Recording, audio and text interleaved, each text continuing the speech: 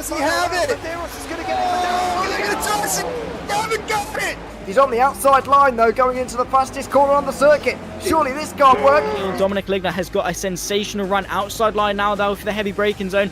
Around the outside goes the Audi R8. Look how much Miller's caught back into play. Exactly, Miller's still start trouble. He's not on second and change. All of a sudden Miller's back in play. Can Barry do it? Big Barry's going to do it. Big Barry!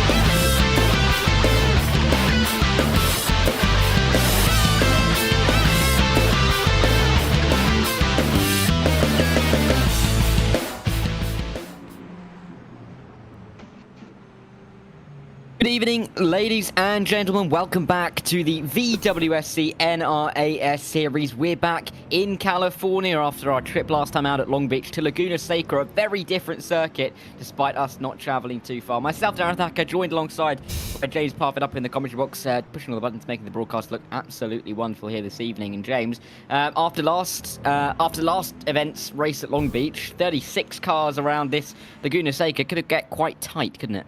It definitely is. I think that's the thing. They're going to have to... Traffic is going to play a massive part, and I think they're going to have to be very, very careful.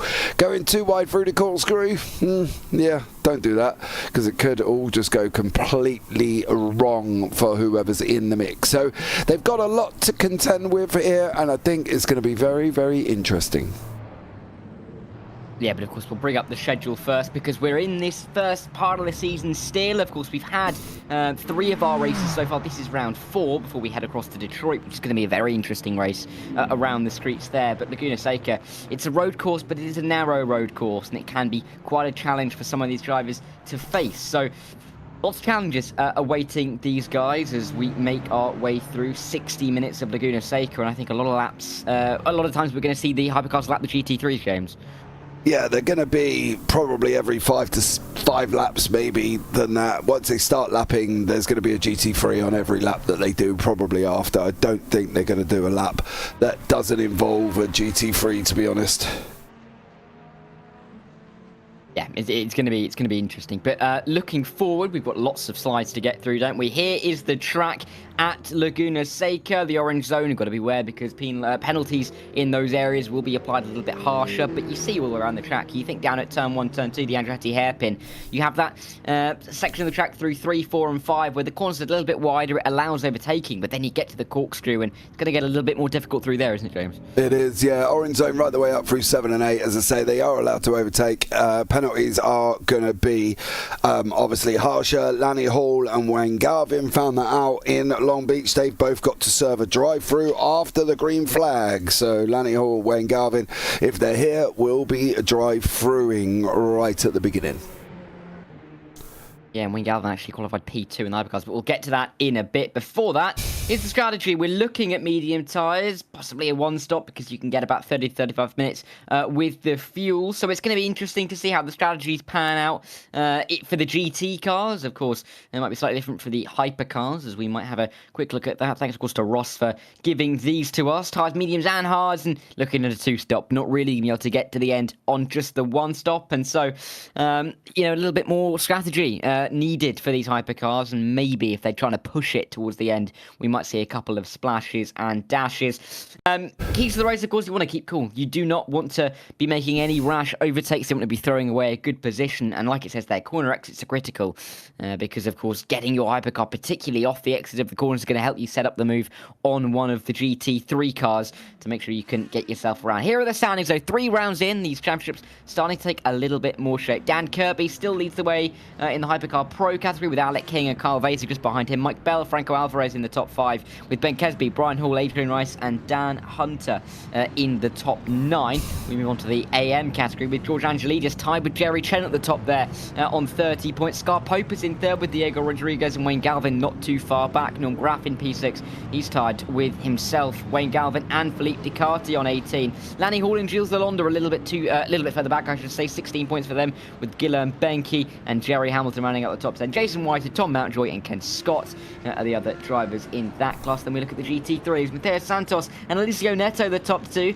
Then Dan Kirby. He's top of the Hypercar Pro standings, and he's third in the LMGT3 Pro standings. With JT Tammy in 4th, Matthew Overton in 5th, and Eduardo Beninca in P6. We look down the rest of the order, there's lots of drivers. Locke, Walker, Gutierrez in the top 10. Goncalves just outside Suntenlap as well. Ibbotson Smith, Ross Smith, that is, of course, helping us out and doing all the great work he does for the series. Daniel Fars, John Mayer, Daniel Anderson, all of the rest of the drivers. So many drivers in this LMGT3 Pro category. But then in the amateur standings, we look at the championship leaders of Josh McGlinskey, who's just ahead of Alan Holden and Stephen Miller, Alexander McQuarrie and Oliver Day. They're very quick here on their days, but no pun intended, with James Boders and Sean Kelly in the top 7, Gino Bardelli, Tom Nacella and Carl Scrowell in the top 10, Ryan Reyes, Philip Stocks and Cole McMillan in the top 12, Stacey Scott and Mike Olsen are the other drivers that are in the standings. In the teams, Flying Kiwi Racing are top of the tree with Hall Brothers Racing and Champion Motorsports GT3 just in behind. Red Weasel and PHO Real Sim Racing are in the top 5 with Barely Functional Motorsports functioning quite well in the top 6 for the time being. Shade Tree in 7th, Vice Racing in 8th, and CMS GT3 of Stocks and Nguyen with some work to do from the back. That is, I believe, all the standings we've got, James. So we've got through those. But, you know, with the race coming up, some changes around I'm sure we'll have by the end. And with those drive-through penalties that you mentioned, it's going to be slightly difficult for some of these guys to really get a good start in this race. Yeah, Wayne Garvin and Lanny Hall, they qualified 2nd and 5th in the Hypercar AMS. So they will have to go in to the pit lane and serve their drive-through. We are joined in the booth. These guys are coming in to the warm-up now. You can see they've got 2 minutes left on that one. We are joined really quickly by Mr. Ross Smith. Ross, welcome in, buddy. How are you? Good, thanks, James. Darrow, how you doing?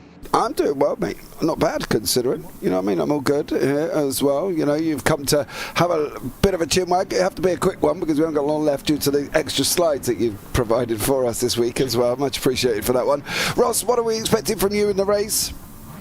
Me personally, it's just going to be kind of a hang-on. The Lambo feels pretty good here, so we'll probably be mid-pack, but I think we'll have some fun battling it out with a few guys around here, so looking forward to that. Okay, and in the sim itself, any improvements over the last week since we last time spoke to you?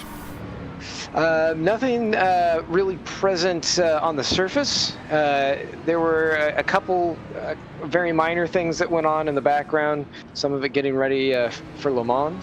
But we do plan on getting the visual updates here within the next few weeks. You're going to see them flowing in, and my goal right now is to try and have all of the GTs that are going to release in the WSC 2023 pack publicly to the Steam Workshop, maybe before Le Mans. If things work out, we'll at least get that out there, and then we'll be able to release the Hypercars shortly thereafter that. Well, that's exciting as well. Working on the historics already for next year? Oh, you know it. We've got pretty much all of the cars ready except for one.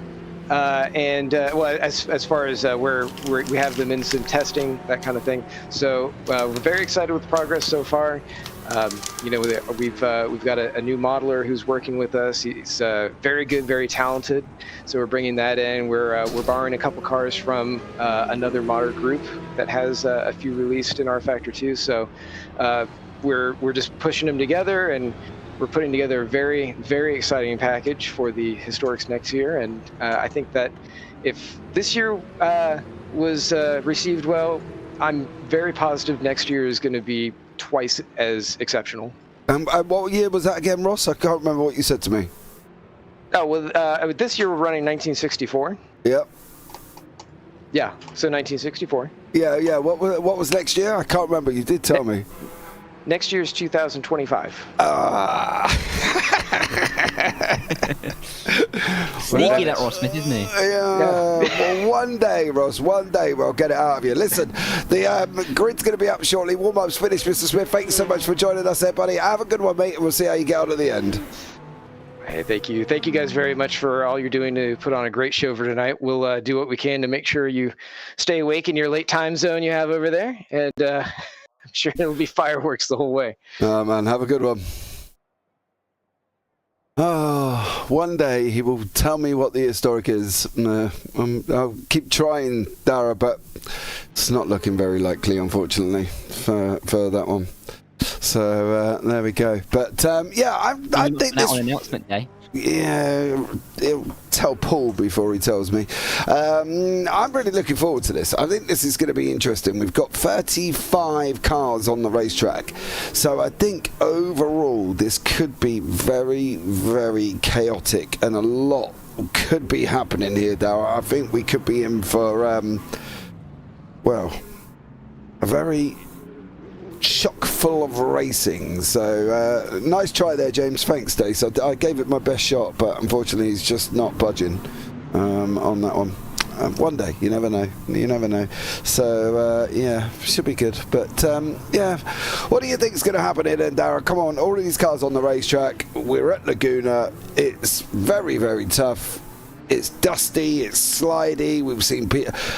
I've been in the practice for the last hour, and I've seen people go out of the pit lane and literally miss the pit exit.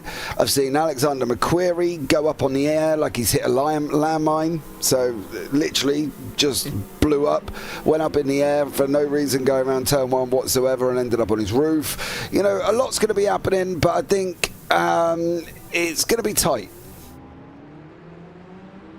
Yeah, I think this is one of the most chaotic series I may have ever commentated and had the pleasure of commentating on. We've had, 3 events so far this season, and they have each been absolutely manic. So I think this evening is going to be absolutely no different. 35 cars pounding around Laguna Seca. I mean, you can see so clearly. Everybody knows it. There we go. There's a car spinning around at the final corner. There is no runoff. You have curb, and then you have the gravel. So if these guys make any mistakes, I think we're going to see quite a few drivers finding themselves into the gravel, aren't we? Yeah, I definitely do agree with you. I want to keep an eye on Alexander McQuarrie, see what happens here, because he literally went round turn one. He's in about the same place where he is now, and he literally just blew up in the air, and no such thing for him. Right, looks like there's been a problem with the restarts. The warm-ups has to restart. Someone dropped out, so hence we've gone back to 3 minutes there as well. Alec, welcome in. Thank you so much for the broadcast tonight, boys. Hopefully I can talk to you with a win after. Yes, I would like to point out Dan Kirby's in the session, Alex, so I would just say good luck. Can I just say good luck on that one?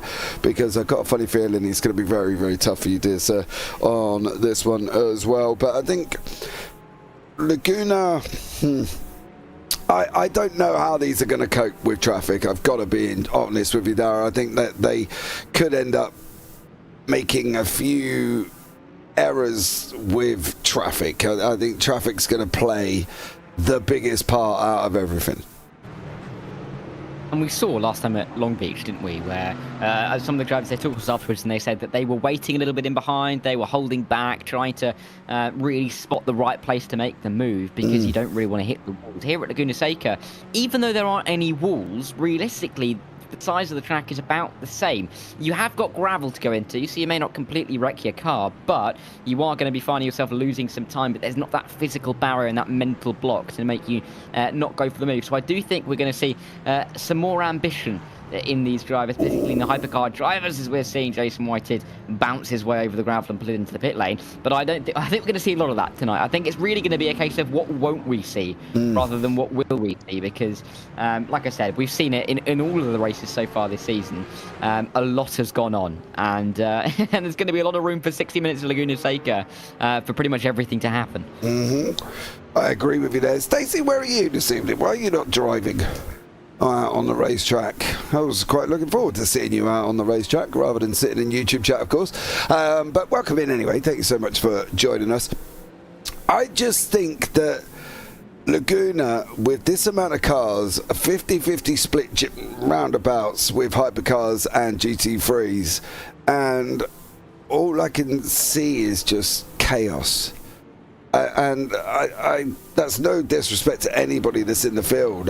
It's just the way, the makeup of the circuit that is just going to be manic. That's the perfect example, isn't it? Yeah. Opening in the wall. Yeah. It's just so difficult. We're going to see over the corkscrew Sean Kelly diving his way down. But it's so difficult, isn't it, to really pick your way through here at Laguna Seca, particularly in comparison to other circuits that we'll be going to throughout this season. So, yeah, very, very particular circuit, very much its own little entity, and I think we're going to see quite a lot of good racing. I mean, thinking ahead as well, we go to Detroit next, and I mean, I can't really pick out two very clear overtaking spots at Detroit. So whatever it's going to be like tonight, it's going to be even more manic there. Detroit, then you got Watkins, you got Mosport as well. That's a tough one. Road America should be a little bit easier. VIR is going to be hard going through the Snake section out to VIR. Indianapolis will be a little bit more easier, and then we're finishing off at Road Atlanta, and wow, just for Road Atlanta. That's literally it. I just think it's going to be interesting. That's the Road Atlanta is a season finale. What the lap time's going to be, sub 1 minute 10, easily. And when the amount of cars we're likely to get on track, it's going to be pretty manic.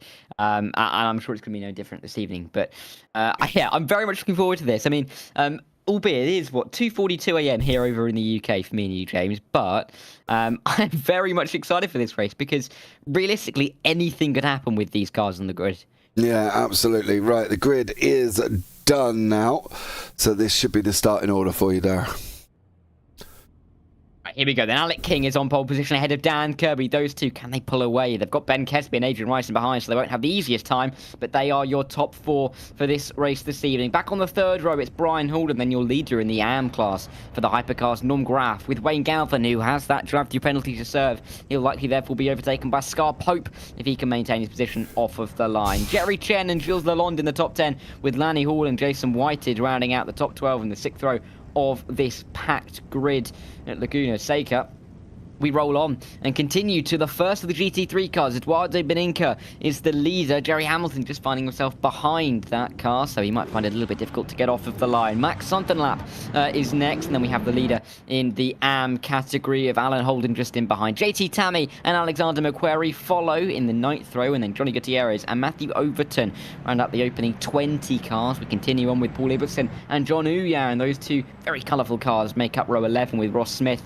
and Eugene Mazur on row 12. Lots and lots of GT3 cars and lots of battling I'd expect between all of these guys, including with Eric Jacobs and Carl Screwall in P26. Michael Locke and Ryan Reyes in P28 will be looking to work his way back up through the field, as will James Walker and Stephen Miller, who will round out the top 30. John Mayer and David Anderson are in the top 32. And then just a few more cars, one more sheet to show, and it will be Sean Kelly, James Boders, Tom Nacella and Cole McMillan, your 36 drivers. Oh no, there's just the one more. I've just seen it on the timing page. We have the 37th car, and that's going to be William Hilting. So, a big old grid, lots of cars, lots of drama to unfold here, James, but it's all really going to be for these hypercars to get off the line pretty well and to try and get themselves settled into a rhythm before they meet the GT3s for the first time. Yeah, that's the thing. Now, I'm going to have news of Jerry Hamilton. Now, Jerry has joined the back of the hypercars, okay? So he was allowed to overtake Eduardo Beninca on the pace lap to join the back of the hypercars, okay? So he won't stay there. It is literally just for a minute, and he should just go and jump forward on that one. But yeah, this is, I think, if you're ever going to sit back and get a drink and grab some popcorn, this is going to be it. They've got the single file restart. They've all been told that as well. Alec King out in front with Dan Kirby, Ben Kesby, Adrian Rice. So they're going to be the lead cars going over the line. Then we'll jump to the GT3s of Eduardo Beninca and Matt Sontenlap. So yeah, we're going to be up and running very, very shortly. 60 minutes is going to kick off, and I think it's going to kick off in a big way. Yeah, Alec King, he will just hope to keep all of that madness behind him as he rounds the final corner. Of course, single file up to the line, so he shouldn't have too many problems defending his lead down into the Andretti hairpin, but that's much easier said than done. He'll run his way up to the line ahead of what you'd call his rival Dan Kirby, who's been an alien with his pace so far this season. Although they are going, they're going for the standing start, James. We're going back for a rolling start, but this could be even more interesting because they are going to be launching themselves off of the line in a very compact manner. Yeah, not... I'm a little bit confused by this. I was expecting the rolling start. Yeah, that's... I might not have done my homework enough. No, that's... We did have one at Long Beach. It was a rolling start at Long Beach. And it should Yes, be it a was. rolling And they're all in the file. Yeah, and it should be a rolling start here. So I at this moment in time, I'm confused because getting these cars off the line from a standing start with the amount of cars we have, well, you can Get ready, I think is all we can say. I'm hoping there's another. I'm hoping there's another pace lap. Let's just put it that way. Let's see though. They are all lined up on the grid, ready to launch if this is the case. Alec King is in the lead, of course. Dan Kirby alongside on the front row. Ben Kesby may be hoping to get a bit of a niche start off the line. I see 1 hour and 3 on the clock, which indicates to me another pace lap.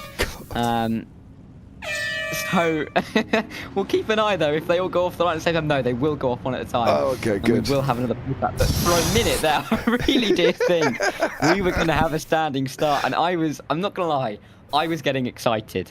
Yeah, I've got to be honest, my nerves were rattling a little bit because the standing start going down into turn 1. Yes, let's just say, all right, sorry. Stacey, don't. Back up. She's just got all excited in YouTube chat. She's like, holy cow! I'm like, no, don't worry. It is not coming your way, all right? It's not going to be a standing start. It will be another rolling lap. I am so glad about that because otherwise it was going to be, well, fireworks. That's the only way I can put it on that one. Now, as much as we'd love to have seen a standing start, they're definitely not going for it. Oh, that was almost fun. Yeah, I know, Stace, I know, but we'll settle in for a minute, Dara, I think, on that one, because that would have been quite interesting. Yeah, it would have been in the chat as well. Another very good point. I like the idea of going to the grid, not knowing if it was standing or not. If you were the driver and you turned up and you went, "Oh, hang on, are we starting from a standing position?" You'd be absolutely, you would be able to work it out. And yeah, I think for the safety of some of these drivers through turn 1, good job we're going for one more lap. But I think if we did that standing start, I don't think any words we could say would do it justice. And I think we'd have to use an aerial shot to see all the madness, and it would take 5 hours to unpick. But thankfully, we're going to be on a rolling start, and Alec King will lead us away. But yeah, we're going to have to reset here because we were in rolling start mode, then we were in standing start mode, now we're back in rolling start mode. I think the thing is as well, is like the out there says, he liked the idea of it, and the fact that we didn't have a clue, because in the driver briefing we were told it was going to be a pace lap and then we were going to be green. So that's what I was prepping for. However, just once, do it at Detroit or something like that. Can you imagine a standing start at Detroit? That would just be... Oh my word. Oh dear me. I might lobby Ross to do that. That'd be fantastic. It would be, yeah. By the way, we will get going though with a rolling start as they round the final corner. This should be the green lap as the time is about to hit 1 hour. So 60 minutes of racing at Laguna Seca. Round 4 of the VWSC NRAS series. Alec King is on pole position. He's got Dan Kirby right up behind him. Can he hold off the fast charging Kirby in the opening stages? When will we get this race underway? Alec King, has that prerogative. But we are racing now, I believe, at Laguna Seca. He's got a very nice launch ahead of Dan Kirby as he makes his way to the Andretti hairpin. Not really any moves in the background as you'd expect with a rolling start, single file. But for the guys in behind, they just want to make sure they get that start to make sure they don't make any mistakes. But as we look at the GT3 battle, it will be a good start for Benica if he can hold this on. Battle for P2 in the background, though, that could be an interesting one. Of course, we have to remember that there is going to be a drive-through penalty in here as well. But as they make their way through, Alan Holden we're on board with. He's had a good start, but we're just in the early stages here at Laguna Seca. Yeah, we definitely are. We'll jump back up front very quickly to point out Alex King has taken that lead by about 1.2 seconds. Kesby's climbing all over the back of Kirby at the moment. He's literally about half a second back. There's half a second spread constantly between them. Gilles Lalonde is got a little bit more involved with him at the moment as he is in 11th place with Jason Whitehead there in front, and also Lanny Hall. But obviously we know Lanny's got to go into the pits. That's not going to be a great way of getting into the pits there if you can stay away from that one. Wayne Garvin should also be into the pits as well, because I have got an outstanding penalty from Long Beach for Wayne Garvin. So unless he's going to take the free lap rule, but I'm pretty sure generally it has to be done after the green flag has dropped. And Lanny Hall is in, doing what he should be doing, but why is Wayne not in? Because I do have him down as having a penalty, so we'll keep an eye on that one. In the GT3s at the moment, Paul Ibbotson is here as well. He's in 22nd place, is Ibbotson. He's in that green and dark green machine. He's chasing down John Uyan, who's trying to get past Matthew Overton at the moment. Ross Smith sucked in right behind them, all the way down to the back of the field. There's still action there. Cole McMillan is having a good old fight with Tom Nacella, so these guys in the Mustangs battling away once more on that one, as Nacella is just about trying to go up on the inside. So yeah, action all the way through at the moment, but at the moment Alec King flying out front with the Hypercars, 3.8 seconds ahead of Dan Kirby, who has got Ben Kesby right behind him.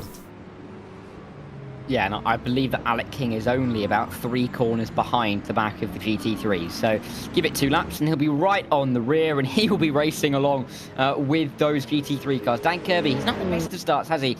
Losing time to Alec King. Ben Kesby looking like he's climbing all over the rear of him. Not something we'd expect from Dan Kirby, but maybe just taking it slow, maybe waiting, maybe giving himself a little bit more of a race towards the end as we make our way through 1 hour of Laguna Seca. But Dan, he just looks a little bit vulnerable here, Kirby, from Kesby. If those two names weren't a little bit confusing with them right next to each other. Kesby looking for the move, but as we know at Laguna Seca, difficult to pick your way through because there aren't too many hard braking zones outside at turn 1. So if you've not got a lot of overspeed, you're unlikely to make a move somewhere in the in sector 2. Yeah, exactly, and we've got to remember one thing, okay? Dan is not in the car that he would normally choose. Now, in Sebring, he was in the Isotta Fraschini, and in the 1.5 hours of Daytona, guess what he was in? The Isotta Fraschini. He's doing some testing in the Lambo, so he is still getting used to the Lamborghini. So, yes, although we're not expecting him to be where he is at the moment, I think he probably isn't going to be too fussed about where he is in a car that he's only driven as well for the first time in race trim tonight. So for Dan Kirby, we've got to give him a little bit of a break because obviously for him, he is driving a car that he's not used to driving. He's normally in the Isotta Fraschini, and tonight he is driving the Lamborghini. And that's not me making excuses, that is actually a fact that Dan Kirby is in that car. Now, there has been some off tracks earlier on as well. Sean Kelly, Jerry Hamilton, Brian Hall, Eric Jacobs, Wayne Galvin's got into the pits for his drive-through. So Wayne Galvin's got that out the way there currently at the moment. But the GT3 battle, Matthew Overton here. We've started to go through traffic. Now, this is where I love to watch what Alec King's going to do when he comes to the traffic, because we're coming up to the Corkscrew. Brake on the top of the hill, which is one of the hardest braking points to get right, due to the fact that it's a brow of a hill, right? You know, your car goes half and half almost. So we'll keep an eye on Alec King at the moment, see what he does going through the traffic, how he copes with it. But as you're right there, Dara, it didn't take very long at all. It was literally 2 laps before he even got there. Yeah, and look, you can see the big long train of cars in front of him, and by the end of this lap, probably by the middle of this lap, he'll be trying to make his way through. So this is where it's going to become a little bit interesting, where we're going to see how Alec King plays it, because of course you want to be aggressive in these early stages, you want to get these positions done and dusted pretty soon, but you've always got to have in the back of your mind that we've still got 55 minutes left of this race. You don't want to blow it away now with so long left to go. But let's see, as they make their way through in towards this middle sector, he's gaining time hand over fist. There's a slow-moving GT3 on the inside of the corner, but he's now going to have to try and make moves through the corkscrew as he makes his way up towards the rail straight. So Alec King, oh, it's looking difficult, but you can see that inside line. Alec, early on, dude. nearly curtains.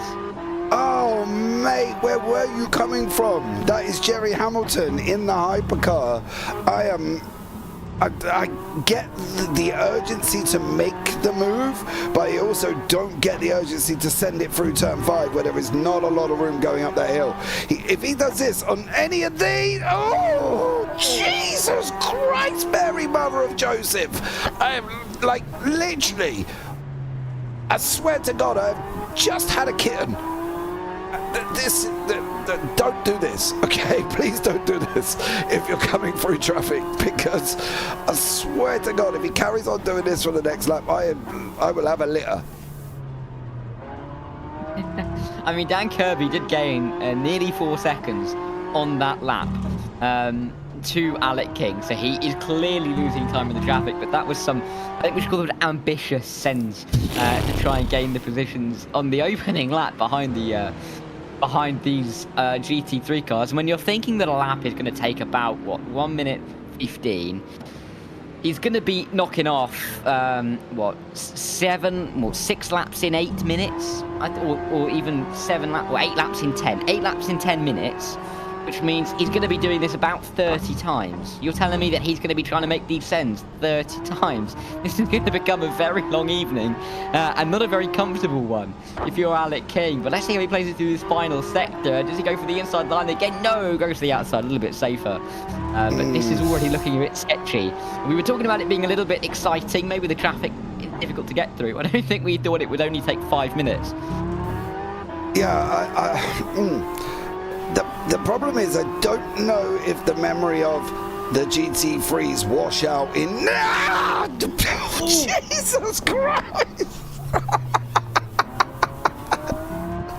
Oh, it's okay, Cat. I'll pick you up in a minute. That's the second one I've just had there as well. Oh my dearie me, this is like... This is just insane. I've never seen traffic management get dealt like this in a way from Alec King. That was so close to that BMW. It was almost scary. Let's see. Please, Dan, do this a little bit more calmer so we don't have to have kittens in the process. But yeah, you've got to be a little bit mindful. He's going to be doing this lap after lap now, right? There isn't going to be a lap I don't think he's going to hit a GT3. No, they wash out all day. They wash out. No! No! Oh, yes! The GT3s are together. Oh. I think we can only apologise for the fact that we may spend quite a lot of this hour, either chuckling in disbelief or just, making noises that you wouldn't otherwise make, because this is why we love multi-class racing. Because there are 4 races going on, obviously, in terms of the classes. There's the GT3 off the penultimate corner. There's a rear end into the final. James Walker has been punted, or was doing the punting. Stephen Miller's now making the move. I mean, we are going to see 51 minutes of high octane, absolute drama, absolute cinema here at Laguna Seca. It's not going to end. Alec King is not going to be able to have a quiet minute. Maybe he will in the pit lane, but apart from that, he is not going to be allowed to breathe in that hypercar whatsoever, because the pace advantage that these hypercars clearly have over the GT3s into some of these corners is quite frankly frightening. And look at this now, on board with Alec King. Through you come up towards the Rahal bend. He's coming into the Corkscrew. There's one gone. He's going for the outside of another one. Is he going to go for a third? No. I mean, this is absolutely crazy. Oh, gee whiz. Does anybody want to buy any kittens? I've had 3. I'm sure there's more coming here as well. Yeah, please, you can't do this for the next 50 minutes. You will end up in a wall. And I say that in the nicest way. This is going to be lap after lap after lap. That GT3's just got up the inside of us on the left-hand side there. This is going to be lap after lap after lap. He's going to have to be contending with this. And you can't survive. And if he does survive, well, fair play. Because I think this is probably the scariest way of handling traffic I've ever seen a car handle. And yeah, oh my God.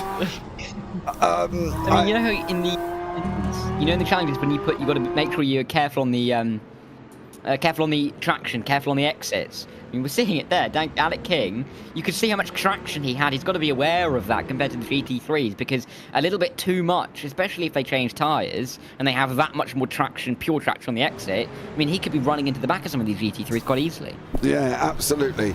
Breathe in and out, James. Relax. Good luck with that. I'll need a defib after this, I think. The way I'm not looking at Alec King going through any more traffic. I'm literally scared already. There's quite a little bit of a spread out in the GT3s. We've got our first couple of DNFs, Cole McMillan and Jason Whitehead there, unfortunately for these guys. Let's have a look and see if we can see what happened to Cole McMillan. And where are you? There he is. Oh, he's just spinning. There's a tyre barrier there. That's pirouette though. You've got to give him marks for that. And let's see if we can. It'll help him in terms of like missing a tyre. No, this is what happened to Jason Whitehead. A car. Whoa!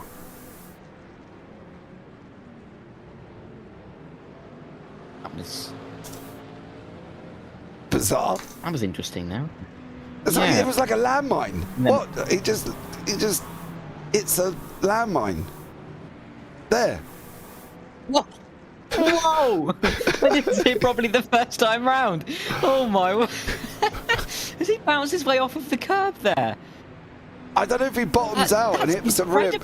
Yeah, I don't know if he bottoms out and hips a ribbed on the curb or whatever, but whatever he does, he just goes and blows up. That's very, very bizarre. But there we go. Jerry Chen and Norm Graff are side by side. Well, near enough side by side, but they're also trying to cut through traffic at the same rate. The same rate. That is literally, do you know what that is? That is the urgency to try and keep up with the guy in front. That is literally all that was. We're on board with Jerry Chen. There's Norm Graff, and he is literally trying to keep up with how Norm goes for it. This is the desperate urgency. Oh, he said it. I think you've got to be careful, James. You might have some of your family members coming in just checking on you because they can hear some weird noises emanating from you commentating. This is absolutely crazy. It's a little bit safer when they've got no one in front of them to overtake into turn one, but then you realise, oh, hello, there's another car that they'll be meeting in turn two, and then another in turn three, and it just rolls on and on and on. But these two guys, Jerry Chen and Norm Graff, these two, they are stuck together like glue at the moment. Down the inside, no. Maybe. No, thinks further of it. This is just... You've got to be careful, though, actually, because we saw it already. These cars going through on the inside, we might see it again where, you know, we might see some more Apollo missions taking place because they are launching themselves into the sky. But we're only a quarter of the way through the race as well. And we're approaching the first hypercar pit stop. But, you know, it's just been chaos, chaos, chaos so far. Yeah, Chen is trying. Stephen Miller's off the side of the circuit. We just got past him. Chen is trying to lap at the same pace as Norm Graff. But the problem is why he's trying to do that. He's putting himself in jeopardy trying to keep up with Norm, which is understandable. They're battling away for the lead in the Hypercar AMS, right? I get it. I really do. But at the same time, you might want to be a little bit more careful. Now, I'm hoping going to go down here to Matthew Overton, who is in that Aston Martin. He's chasing down currently Johnny Gutierrez in the Mercedes. So these guys are having a nice little ding dong in the GT3s. There was Alexander McQuarrie just there, trying to get out the way of Jerry Chen and Norm Graff there as well. But yeah, this is one of the GT3 battles we've got going on with Jerry Chen and Matthew Overton. So let's see how it goes on there. Take it easy, JP. Sound like you're having a heart attack. No, not yet, mate. But if you've just watched a car go and get blown up here in the random race circuit on a corner, and some of the driving we've seen from the leader of the hypercars, yeah, you would be having kittens as well. Yeah, I'm not going to be able to sleep after this. I think it's fair to say we might be just having to wait for the dawn to try and get ourselves to bed. But I mean, seeing through here, the Corkscrew GT3 sending it later on a hypercar, a little bit of contact to make their way down to the Corkscrew. This is the difficulty as well, because you've got to remember that the GT3 cars are not really that much slower through the mid corner than the hypercars. So particularly when you come towards the Corkscrew, if there's a hypercar sending it to the inside, sending it around the outside through the middle of the corner, the GT3 is not going to be losing a substantial amount of time. As you could see through there, you can see the exit that Norm Graff is getting, as well as Gary Chen on these GT3s. They're not going to get that through the middle of the corner though. So there's one, there's two, down to the inside of the third. Jerry Chen sends the move, but that GT3 car still trying to put it around the outside. In fact, getting overtaken just in behind behind as well. But we've seen it at the final corner, we've seen it at the Corkscrew. These guys, they've just got to be so careful, so wary of where to place their car. And it's just learning on the go, because you can't really practice for a situation like this, can you? No, you can't. There's, you know, you might have been able to get into a practice session where all the cars have been on the race circuit, but that would be about it. You can't really do a lot else. You can see behind in the GT3s at the moment, this is Matthew Overton in the mix. He's got Hypercars on the inside. There's a car off the side of the circuit. That's Johnny Gutierrez. There's a back marker in there as well in the Porsche. I'm not entirely sure who that would be at the moment there. I'll have to try and work that one out. I'm wondering if that's William. No, it's not. And it ain't Stephen Miller. So, and it ain't Sean Kelly, because he's off the side. Don't come on.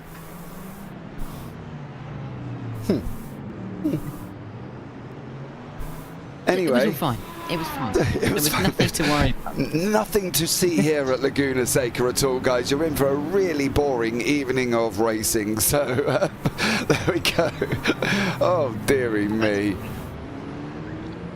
If there were highlights being made of this race, I take pity on that person. Actually, no. To be fair, they have the easiest job. What they do is they click the start, they click the end, and they just chuck the 60 minutes back up on YouTube, because there is nothing that you can edit out here. There's nothing. There's no 10 seconds without some action. You can see that Matthew Overton nearly making the move on Johnny Gutierrez, or just on another GT3 car down in towards turn 1. I actually think that That's a Ferrari. is just in behind. Who is that? It's Alan Holden, just in there. He's the leader of the AM category, so a bit of a mix of pro and AM in here. But you can see that Overton's trying to get a move on, looking to the inside at 5. That's ambitious, but going a little bit wide is Holden, giving the room to Overton. That's actually a very nice move by the Canadian. Yeah, it is. Definitely a good job by Matthew Overton. That was for overall position on the circuit in the GT3s. So they're getting a little bit more spread out. Yuji Missouri is having a nice little ding-dong down here with Ross Smith, who, of course, is in the Lambo here this evening. These guys are continuing fights to go on the run from 5 up into 6 there. So a nice little battle further on for these. We've still got Norm Graff and Jerry Chen weaving their way frantically down there, as you see Smith take off through the Corkscrew. That's going to be one of the continual things we will see, I think. Cars lifted up in the air, hopefully not as high as Jason Whitehead, but you know, for these guys, they've got to be a little bit careful, because if there is an issue on the track with certain points, and we said it earlier on with McQuarrie, who went up in the air and he did about 5 somersaults just by hitting something in turn 1. So they've got to be a little bit careful, because obviously if there is unseen landmines, they need to make sure that they're trying to stay to the racing line. If your racing line works and you don't hit one, probably best to try and stay to that one. We could just see there Alec King ducking and diving through the GT3 cars through turn 1 down towards the Andretti hairpin. So not an easy evening for anybody involved, and we're already seeing quite a few cars a lap down, even a lap down on their competitors. Beninka in the GT3 category, quietly going about his business. 13-second lead he has to Max Sunthunlap. So he's having a really good evening so far. Alec King's got his 18-second lead to Danny Kirby, who's currently stuck in a bit of traffic. But then you've got tighter battles in both of the AM categories. Only 5 seconds in the GT3 AMs and less than a second in the Hypercar AMs. And that is Jerry Chen and Norm Graff, who have been stuck together all the way through the opening 20 minutes of this race. Would you believe that we're only a third of the way through here at Laguna Seca? Pit stops approaching for the Hypercars. And I mean, they're just going to be pitting into traffic, out of traffic, and really, you can't really predict how it's going to work, whether you pit this lap or the next. No, definitely not. I want to see why Johnny Yan is out. Johnny Yan is out here. Oh, dearie me, sir. Oh, John. How bad is the car? That's the problem. Must be the suspension front there. Something's gone, isn't it? Because he's just DNF straight after that as John. But there we go. He's now sat in the pits here as well. And trying to pick up where everything is going on. There's so much happening. We've still got Gutierrez being tracked by Overton, and there is Johnny Gutierrez, there is Matthew Overton, and Alan Holden is a little bit further back. I believe that's JT Tammy in the yellow machine. It is JT Tammy there. He's in the Lexus liveried. He is actually in a Lexus, which is good, because there was a Lexus livery the other day and it was on a BMW. That confused poor old Michael David no end on that one, because he called it a Lexus, and I was like, dude, there's no Lexuses in iRacing. Other sims are available, of course, as well, you know, rFactor, and all the other fancy jazz behind it. But yeah, now this is where it's just going to be one after the other. I think every lap GT3s from now on. Yeah, I mean, we could see Alec King going through there. Now we're looking at Ben Kesby trying to make his way through this little group right behind Dan Kirby. So these two, they've been pretty close together all the way through. Nice to see that GT3 battle developing with even Sunderland not too far in front of JT Tammy. So about 4 cars covered by about 4 seconds there in the battle for P2. So nice and tight up near the front. But yeah, it's nice to see back. I mean, we've seen in races gone by so far this season where, you know, we've had lots of action, but we've really kind of seen the battles. Was Ben Kesby nearly going around? We've seen the battles eke out, the gaps widen as we go through the hour and a half. But here, we're seeing some nice close battles at the front of the fields. Yeah, I think that's the thing. These have got. They've almost got dancing partners, haven't they? That, you know, Kesby's got Kirby, Gutierrez has got Overton, and Jerry Chen, who's unfortunately dropped down the order, but I think Jerry has been into the pits there. He obviously had Norm Graff. So there's a partner in every class, which is great for these guys to start working towards. You know, Alan Holden, although he's a GT3 AM, he's got Overton in front and Gutierrez there as well. So he's got somebody to do the dance with once more. But I think overall there's just going to be so much going on. We spoke about it earlier. Traffic management. We have seen some scary moments from Alec King, who is in the pit lane right about now as well. So Alec is in the pit lane, as you can see there. He's dropped down into third. If he comes out with that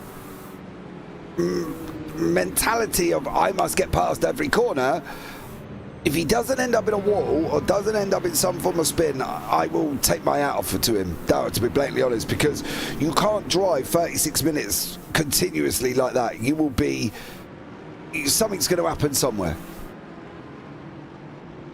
Surely. I mean, you'd think, wouldn't you? I mean, I cannot envisage that something won't go wrong, but, you know, you only in races like this you win with a bit of luck, don't you? I mean, you may be able to get luck. The amount of cars on track, surely there'll be one little instant. I mean, there was nearly that instant on the opening lap. It got to the traffic, wasn't there, down the inside of about 4 corners, where it nearly all came unstuck that early on. But you know, it's possible. I mean, he's come out in P3. It just shows how well he drove in the first stint, in the first 23 minutes or so, because he's come out comfortably in the top 3 in the class. Of course, the top 2 yet to pit, so he will re-inherit the lead if no mistakes take place. But you can see more GT3s being overtaken by the hypercars as they make their way down in towards turn 1. I do think that's Dan Kirby actually making his way through this battle for P3 in the GT3 Pro category. So all these battles kind of interlocking there. They're joining up, and then when you're looking at one little battle, eventually, you know, they meet on track with the hypercars and the GT3s with the pace advantage. But then they can blow each other both open, because if there's a mistake in the trains, then you're going to not just ruin a battle or just change the battle in the hypercars, you're also going to change it in the GT3. So there's big ramifications there. Yeah, there absolutely is, and you are right. You know, you make one mistake, it's going to cost you. This is Gilles Lalonde, that's Kirby. Kirby is the leader here, so I'm not entirely sure. Yeah, I'm glad that move was done, and honestly, I think that may have taken a little bit longer than probably what it should have done. But it's going to be interesting to see where and what this man has got there. There's GT3 there. There's another one just up the road. He's going to... you can't take GT3s on the outside. And we know that considerably, right? They wash out as they go around the corner. It's the natural line. They're not running all of these fancy downforce devices. You know, they've got a rear wing that, yes, does something, but it's not massive in the way that it controls the downforce on the car, right?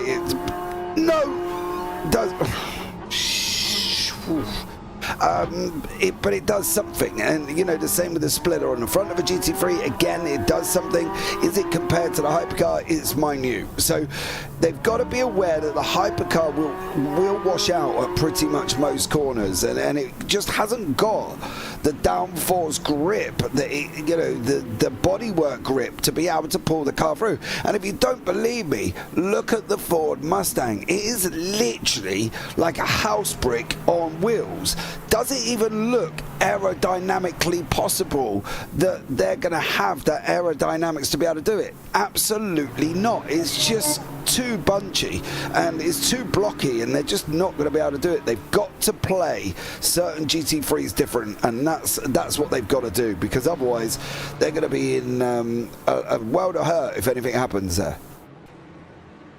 Yeah, I mean, just you cut away from this camera angle before, there was someone going wide down into this corner. It's so difficult, isn't it? I mean, for the GT3s, they're just trying to avoid the hypercars, because the hypercars steaming through like there's no tomorrow, because they have to make the moves in their eyes. They can't afford to lose too much time, because if you get stuck behind for one corner and it leads to another, you're losing a second, 2 seconds to the cars in front, and you cannot afford that kind of time loss. It's another yellow. There'll be yellows appearing as the tower lights up like a Christmas tree throughout this race. But you can see the amount of cars. 1, 2, 3, 4, 5, 6. There's 8 cars in that frame.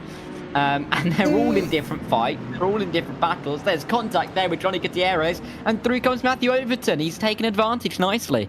Yeah, Matthew Overton has cleared Johnny Gutierrez. These guys have been battling out pretty much for the last 28 minutes. GT3 pit stop cycle probably very, very shortly. I would hope that these guys will have their pit stop cycles. Dan Kirby's gone into the pits. He is now down in 4th in hypercars. He's only 9 seconds off Adrian Rice. So for Dan Kirby, he's going to be able to hopefully close his way back up. But Overton, Gutierrez, Miller's in there as well. That's the number 15. That's Johnny Gutierrez we're looking at. That's Stephen Miller on the left-hand side. His car is, well, for Miller, it looks like he's been a few through the walls already. But it's such a... I think in terms of racecraft and using your brain, you've got to use it in a way that sits back and think, okay, if I let this hypercar through here, the car in front's going to be caught in a difficult position, right? So allow him through, because if that GT3's caught in the corkscrew, you can guarantee the hypercar's going to go through. If for whatever reason, you know, you catch the hypercar here, obviously the hypercar's going to make his move on his own. It's just about using your noddle as a GT3 driver. It's not about trying to hold up or hold on or clutch to that position, because you know that the car in front's going to go through it. Different for the hypercars, because as we saw with Norm Graff earlier on, he had Jerry Chen, and Jerry Chen was trying to go through at the same time as him. So he knows that he needs to go through because he doesn't want to lose that gap. It's a different mentality when you're in one car, and I've driven hypercars and I've driven the GT3s, and it is like a switch. It does give you that different mentality of how to deal with traffic, how to deal with lapping hypercars, and how to deal with the people you're battling with. Yeah, and it's all about that racing nous, isn't it, really? It's just that racing IQ. Do you let the hypercar pass in this position, maybe to help you gain further on down the road? Because it's all about trying to gain the advantage. You could lose to gain, of course, you know. In many forms of life, you give a little bit up to gain a little bit in the long term, and you've got to really be able to analyze those situations well to really benefit your race and move you forward. And that is really what separates the good drivers from the great drivers. So it's exactly what we're seeing here, and that's why we're seeing the likes of Alec King absolutely fly away at the moment, despite the the early worries, I think, that everybody had watching some of the lines and the ambitious moves he was taking to try and get the GT3 cars behind him. That's someone going wide. That looks like it's a Hypercar. I'm not sure who that was. In the background, as there was also a GT3 going slowly, but let's have a look at this one. Inside line. Too much speed. Hello, gravel. Gravel is your friend. But that's exactly the problem, isn't it? You know, you carry too much pace, you're going to end up there. Now we've got this situation of Scar Pope and Norm Graf. Now, if you watch, Graf's going to go past the traffic. Chen's just up the road. That's Jerry Chen, the leader of the Hypercar Rams. There's Norm Graf. There's Scar Pope. You'll be able to see how they manage this, because if Graf goes through, Pope needs to go through. And he's going to be forcing moves more than Norm Graf. Graf's in the kind of the hot seat, the driver's seat, the big boss man chair, you know, because he can control where he passes the traffic compared to where he can stitch Scar Pope up, and he's going to pass it because there is a group here. Look at the GT3s all across the track. Where do you go? Norgraf snatched it, boxed Jerry Chen in. He's taken a lead in the Hypercars, and that's what I mean. He's used the GT3, boxed Jerry Chen in. Chen couldn't go anywhere. Norgraf's got through, taking a lead. Yeah, and he will try and run away. I mean, he can try and run away, but he won't. There's massive contact. It's coming back. Oh, no. And he's a bit of a... Oh, he's just a victim of himself there, really. There was the spin, and then there's nowhere for the car to go, and all that good work. Norm Graf, I said spinning around. That is... I mean, you could just see him ducking and diving through the traffic, went to the inside, then to the outside. There's the smallest bit of contact, and then it was just that impending moment. You knew it was going to happen. And then the smash between those two guys, and unfortunate. Ibbotson involved in that? Yeah. Now, I've got something interesting to tell you about Paul Ibbotson. In the driver briefing, he said to all of them, I will allow the Hypercars to go on the outside, right? On the inside, sorry, on the inside. So he was trying to allow Norm Graf to go on the inside. Obviously, Graf's forgotten that one, and he's gone to the outside of Paul. Paul's come out, which is what we said. They wash out. He washed out, and that was the end result. And that's just remembering from the driver briefing, where Paul did physically say on the run down into turn one, I will allow you to go through on the inside. And he purposely asked that question.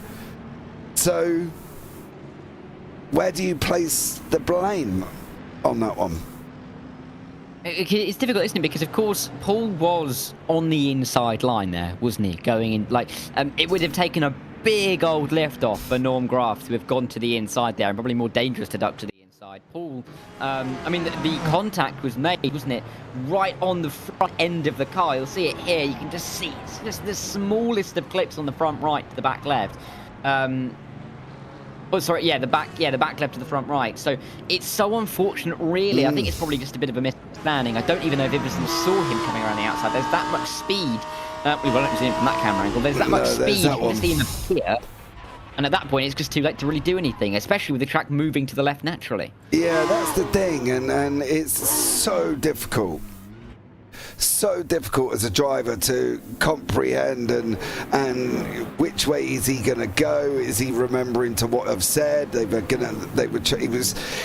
Clearly Paul was trying to get to the outside. There's no underestimating of that one.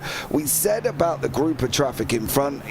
Norm Graf made the thing is he did something so amazing by boxing in Jerry Chen behind the GT3 to take the lead, and then it's like a hero to zero, but Paul was desperately trying to get to the outside. So, I don't know. We'll just let the stewards deal with that one. After all, that's them issues. We've lost Jerry Hamilton, Carl Strawhole, Jason White, Coleman Millen, and John Uyan. We've seen what has happened to all of them. King's got the lead by 23 seconds. It's all kind of settled down a little bit in the hypercars now in the classes itself. Jerry Chen, Scar Pope's got 1.2 there. We obviously saw what happened to Norgraf. He is still running, which is great news for him. In the GT3s, Johnny Gutierrez is in the pit. Said Eduardo Benica should come through and retake the lead in the GT3 AMS. It's Alan Holden who's got, he has got quite a big gap over the car in front of him as these guys have all gone and pitted. So we'll wait for the time to come up. 21 seconds from Alan Holden. So yeah, a lot's gone on that one. Shame for Paul, but I thought Norm was going to get away with that. I think Norm wanted one too many. Yeah, I don't know. This is why me and you, Dara, do the boo for not stewarding. We get away with it. We don't have to make any decisions. No, but because it was difficult because Norm clearly had the speed to make the move. I just think they were, he saw the outside was free, so he went to the outside, and then Paul went, well, I'll leave the inside free for him to go down the inside. And they both basically just made the same decision, but in doing so, came together. I don't really think there was any intent or anything either of them could have done, because it's not like Norm cut across Paul, and it's not really like Paul drove it. Well, to be fair, I think if Norm came off worse there, the fingers might be pointed at Paul because he was moving to the right, but because Paul came off worse, I mean, there's not really much in it because they were just both going for the same piece of tarmac, and when there's that much overspeed, what can you do if you're in that situation? But unfortunate for the both of them, and exciting in those 3 seconds just to wait to see if there'd be contact on the apex of turn 2 because we could see it coming. We just didn't know who was wiped out there. Yeah, it was like in 10-bit bowling, didn't it? He released the car, and you're never quite sure how many were going to... how many he was going to collect on the way through. That poor old Porsche that was there as well just got missed, and unfortunately Norm Graff, who was in the incident, must have thought, oh, that was lucky, and then next week, bang, Emerson just comes straight across the track again. But yeah, we just didn't know how many were going to get wiped out. We knew somebody was, and you could clearly see it, that group of cars, somebody was going to get hit, and I'm surprised he only got one, to be honest, rather than more than that. Yeah, probably lucky to get away with that one, but regardless, the person who doesn't really care is Jerry Chen. In fact, he's very pleased that that's gone on because he's been given a little bit of free air in terms of leading the Hypercar AM category. Scar Pope is in there, Norm Graff still in P3. I mean, just shows the gap that they had, and Wayne Galvin, despite that early penalty that he had, back up into P4, maybe putting himself up into the conversation for a podium as well. So still storylines to develop. We've still got a third of the race to go, which feels incredible because we've had so much action in the opening 38 minutes here at Laguna Seca. But with one more pit stop to go for the hypercar drivers, it's not quite to the end yet for them. But for the GT3s, I think everyone has been through the pit lane. Or pretty much, yes, everyone has been through the pit lane, so they all should be going to the end. Yeah, the GT3s will run now. That will be it. It will be done and dusted. They will run straight away through to the end there as well. Now, it does say a couple have had 0 pit stops. That is not correct. I can tell you everybody has had a run through the pit, so we'll get rid of that one because that's a little bit irrelevant. So there you go. Stacey, I think Norm came down too fast. Paul was washing out some. Yeah, he was. And as I say, in the drive-in briefing, he made it perfectly clear where he was going to send the hypercars, and that was down the outside. So maybe Norm came at a rate of knots that Paul wasn't expecting. I don't really know, to be honest, which way that will go. We're not a steward. Ben Kesby's into the pits as well, so he's in there doing his final stop. That will be it for the hypercars after this cycle. But, look, it is what it is. They've had it coming together. Paul spun, collected some, only one car, which is a flat-out miracle considering how many were going through that corner at that particular time there, Dara. Yeah, no, but I think the point that Stacey makes comes back to here. You can see the track just does go to the right. So if you're on the outside line there, you're just trying to stay on the tarmac, and the guy on the inside, of course, has got the tarmac to the right, so he doesn't need to turn left as much. But I think it's just part of the characteristics of the track there. They were both... I don't really think either of them were doing anything too much. They were both just trying to go about their business. But with the nature of the circuit there, I think it just didn't help with the collision. But either way, lucky, you'd say, for Normgraf to get away with that first initial contact and then the hit to still be in P3 in class, because it could be much, much worse for him. But looking here with Scar Pope, he's here as well. We're going to have a quick look at a replay as we run our way through the final couple of corners. Paul Lipson again, and that's a nicely executed pirouette, just about keeping it going, I think. But not the fastest of rejoins, James. No, Scar Pope's also been up to something here as well. Oh, dearie me. Oh! No. That was a little bit slippery. Unfortunately, that's what we're talking about with that camera at the top of the hill. It's, oh, he's got in too hot. Ooh. Yes, sorry. He went in a little bit too hot. Tried to avoid the car in front, of course. And then by the time he slammed his foot on the brakes, the back end turned around and went, oh, no, you can't do that to me. And off he went. So, unfortunately for Scar Pope, lost that bit of time. James Walker and Eric Jacobs. Big shout out to Eric as well. He's sponsoring my track this evening, is Eric. So, much love to him on that one. He just basically said, James, I'll sponsor your track. I was like, okay, cool. So, there you go. Thanks, Eric. Yeah, that was it. So, fair play to Eric as well. He's, yeah, wonderful man. But yeah, up at the top of the Corkscrew there, turned into a bit of a dirt rally, didn't it, really? Yeah, he just... You get to the inside and you bounce to the outside, and then you're trying to spin yourself back around. There's a wall there, then there's a massive hill. You don't really know where to go. And the problem is he went from the brake bias of a little bit of pressure at 10, 15, 20%, and then, of course, he slammed it because he knew he had to get the car stopped. The problem was the back end doesn't like that. You know, certain cars, and hypercars are one of them, you kind of, it's how we explain the Mercedes GT3 when we're talking about it in general. You know, you've got to Netflix and chill them. You can't, you know, take them out and give them a vindaloo. You've got to sit them down with a nice little Chinese and a bottle of wine and treat them kindly, because then the car will be nice. However, that was Scar, yes, I believe that was Scar Pope going round on the corner. Let's see if we can find out what... No, that wasn't Scar Pope. So She was Lond, I think. She was Lond. Looking at the timing screens, he stopped. this is gonna... The problem is... Yeah, this is gonna be a couple of... Don't know. Maybe if we can catch it from here... Oh no, it's going to be like a lap and a little bit. I wonder if we can get it. Maybe this might be the moment for Gilles. He's going around turn 9. Not turn, yeah, around, no, it's not turn 9 because it's a long way round than that. This is the last corner, isn't it? Is this where he did it? Yes. Yeah. And then just a drop of the rear, right? But again, that's that same kind of thing, and the brake pressure that we were talking about. You apply it, then you slam it, and then just round you go. And that's one of the problems that you have with when you're trying to apply too much pressure on the brakes. It just doesn't like it. And now, for the first time of the evening, we've got Wayne Galvin, who's chasing down Norm Graff here. Yeah, and even after his drive-through, he's still having a nice day, helped of course by Normgraf going around down at turn 1 with that incident we've seen. But I was going to say, James, you mentioned Vindaloo before. I'd love to see if anybody in the chat, especially those from North America, if they knew the reference of me and my mum and my dad and my gran and a bucket of Vindaloo. I started saying that in my head when you said that, and I'd like to see if anybody in chat can get that reference.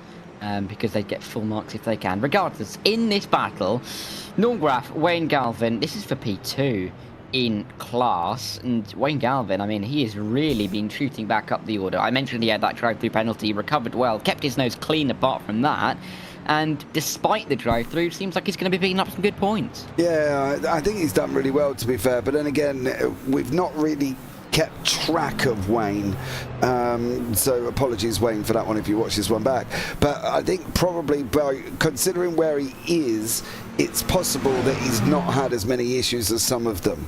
You know what I mean? I think, judging by the fact that he's made his way back through and caught up to Norm Graff, who was ahead of him on the racetrack, he was more ahead of him when he come into the drive-through.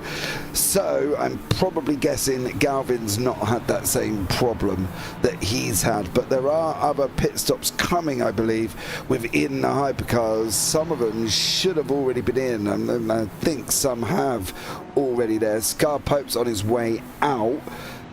Jerry Chen's been in, Ben Kesby's in and out as well. So yeah, there's a couple that have already done, and whether or not they're these two are going to have to go in. Stacey's guess, in the loo bathroom. It's not, Stace, I'm afraid. Close. Well, Stacey, you do have to visit the loo after a Vindaloo, to be fair. yes, you But, definitely do, and for the next whole day, to be honest. Oh, Wayne! Oh, my word. Oh, lights flashing galore. I mean, Paul is being involved in all sorts, and he's back in the gravel. Through goes Norm Graff on Wayne Galvin. Paul and Norm have had their fair share of incidents, and Norm goes wide of the final corner. Can Wayne Galvin snatch up P2 inside line? He'll have down at turn 1 if he can have the run. I think they're going to be locked side by side if Wayne wants to send the move. He won't try it to the inside, and yes, he's going to send the car late on the brakes. Can he pull this one off through the inside? They've got a GT3 car up in front, but Wayne Galvin up into P2 in class now in a fantastic recovery drive, but that's if Norm can't take him back on the inside. Yeah, Norm tried so hard to box him in. Tried so hard because he knew he had to get in the inside of turn 3, and he tried so hard to use that Porsche to keep him in there. Just couldn't get it alongside, and Galvin's gone now. That's it. Wayne Galvin, I would have thought, would start making moves forward. So these guys having a nice little battle, and I think this one could rage on right the way through to the end, depending. Norm's no slouch. Wayne is clearly no slouch either. So I think on that side of things, they're still continuing and will continue to go forward. Stacey, if you go on to YouTube and Google Vindaloo song, it was a English football nation's national song for the World Cup. Now I can't remember which one it was, and you can listen to it there. That's basically where the reference that Dara was on about was from. Because I think, Dara, we've got a lot of American viewers, and they probably could have been here all night guessing anything, and they wouldn't have got that. Yeah, I think it's fair. It was 1998, before my time. Did you Google that? Yeah, you have to check that out. Did you I know random stuff like that. I know it was the 98 World Cup. I don't know why particularly. Oh, well, there you but go. I remember it was. Regardless, it's bit of heritage, really, isn't it? Well, that makes absolutely no sense to anybody, and probably less to all you North Americans, and particularly my family, who, when we showed them that, didn't understand a word of it. Either way, sector 2 yellow quickly cleared up. We've had many yellow locally. No. Oh, who is it? Scar Pope. He's done it again. Ooh. Oh. Exactly the same incident as well. Exactly. But he can get back out of it more easily because he knows what to do. Exactly the same. He went in far too hot and did the same thing again. Now that should, and he's in the pits as well, so that's going to release Wayne Galvin into the front. Norm Graff's behind him. That could end up even. Where's Jerry Chen? Chen is down into the final corner. So that could, Pope's still in the pit, so he could end up losing quite a few positions here, because Gilles Lalonde is, Lalonde's up in the corkscrew. Pope's on his way out. There is Jerry Chen there. They're going around turn 1 together here, Dara. This is going to be mighty. This is going to be mighty. This is going to be, And then they've got Ben Kesby, I think that is, riding behind them, trying to fight his way through as well. So as these two go side by side, there's a little bit of contact. Oh, not on the road is Jerry Chen. I thought they were both going to get away with it, but Jerry Chen just getting himself into the gravel. And Scar Pope just about hangs on to his top 3 position. Wayne Galvin, the fact that all of the drivers in the Hypercar Am category, they've all had their issues. Wayne Galvin's had his drive-through. Norm Graf had that issue down at turn 1. Scar Pope has spun twice. Jerry Chen has had his fair share of issues. Gilles Lalonde, you've seen him spinning around a couple of times. Lanny Hall had a drive-through. They've all had issues, and yet somehow, as Wayne Galvin's in the pit lane, that could scupper him. Norm Graf will retake the lead. This is crazy. Yeah, I think this is for overall position. That's the thing. I think this is part of the pit stop cycle. So I've got a funny feeling that if Galvin's gone in, I think Norm Graf's got to do the same thing. So I think the on-track battle for the lead could be between Scar Pope and Jerry Chen. That's what I'm expecting to happen here as well. But depending on where Norm Graf is on his cycle, I don't know if he's pitted once or twice here. No, you're right, actually. I'm going to have a quick look at the timing page, and it reads 1 pit stop to me. So he likely is going to have to dive it back in, along with Lalonde and Lanny Hall, who've also only made the 1 stop. Having said that, Dan Kirby, Adrian Rice, Brian Hall, in the Hypercar Pro class, they haven't pitted for a second time either. So maybe a couple of drivers are going to try and sneak their way in on a 1 stop, but it's going to be tough, and likely to see a couple of splashes and dashes come the end of the race. Another couple of yellows as Alec King. Is he in the pit lane again? Is that the No, he's gone off. pit lane?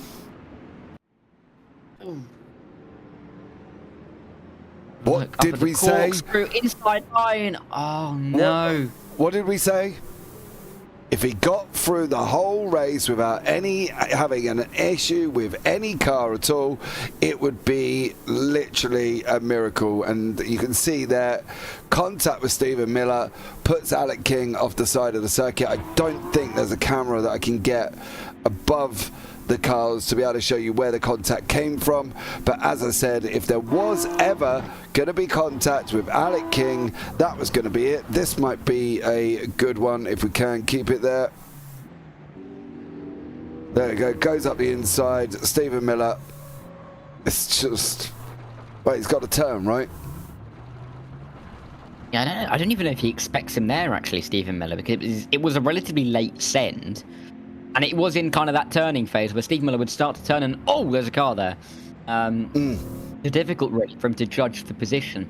I was just getting confused because Alec King is still he's been in the pit lane for 4 minutes now, which is a long old pit stop, but he's on the track, so all should be well for him. Jerry Chen is diving his way through behind Scar Pope. This is a very nice battle for the lead in the Hypercar Am category. I mean, we've got bigger gaps when you look at the GT3 Pros, 20 seconds for Beninka, and for Alan Holden, he has got about the same of 20 seconds back to Alexander McQuarrie. So these two at the front of the Hyper Am category. Great to see some battles with only 7 minutes on the clock, and you're thinking that we've only got another, 5 laps to go here. Yeah, I think they have, and this is the closest battle on the circuit. I'm wondering where this is going to leave Kirby in conjunction with King. That's something that we would only be able to work out if we were in Kirby's car, and we're not. So I'm wondering where this is going to leave Kirby. Regardless, I think a pit lane or a splash and dash is going to be longer than the 12-second gap he's got. Oh, absolutely. But that gap is coming down somewhat. It was 8 tenths on the last lap that it was reduced by. We'll wait to see what it is this time around, but I can tell you that Alec King has taken 2 tenths in the opening sector alone out of Dan Kirby. So it is going on. This battle up into towards the course to Jerry Chen. No! Oh! He's not Scar Pope to Scar Pope, and he's going to manage to get away with it, I think, because Scar Pope gets caught up. They're going to still be pretty much side by side on the exit of the corner. And Scar Pope's, he's had a taste of his own medicine there. And look, there's Norm Graf.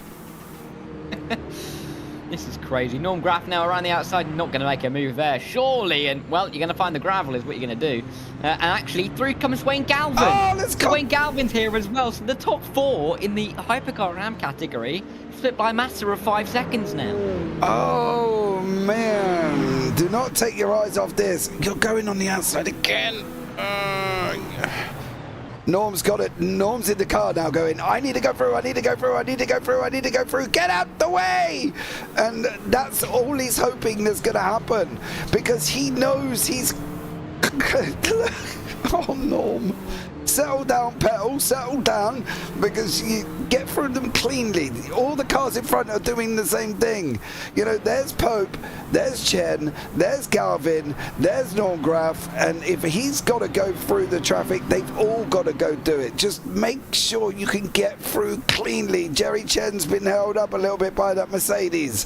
It is a battle of survival for the top 4 in AMS, but it's a battle of God help the GT3s if these guys are coming through together.